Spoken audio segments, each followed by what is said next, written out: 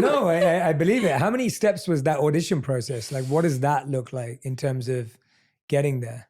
Well, And what is it like? Like, what are what you was it? doing? I mean, it was like 10 years ago now, so I have Yeah. to try and remember what I did. But I'm pretty sure what happened was I knew the casting director who was casting for the Victoria's Secret fashion show. He was casting some of the other shows that I'd walked in before, like Michael Kors and, a couple of the other New York shows, as well as shows in Milan and Paris. So I was familiar with him.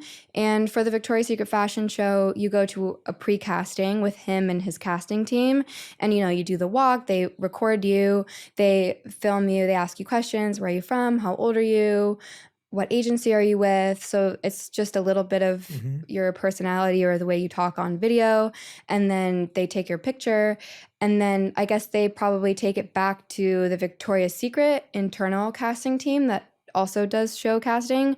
Because when you get into the main room at the Victoria's Secret headquarters, there's 5 or 6 people at a table in front of you, and then 5 or 6 people behind them sitting in chairs, and they all have notepads, and there's a big camera and they're filming you, and you do the whole like walk thing, and they ask you to do it again, and you do that. So I did a pre-casting with the casting director directly, and then I went back in for a callback, which was the main casting. So they had probably seen my tape and seen my pre-casting video and thought, okay, let's request her for our main casting. So I went into that.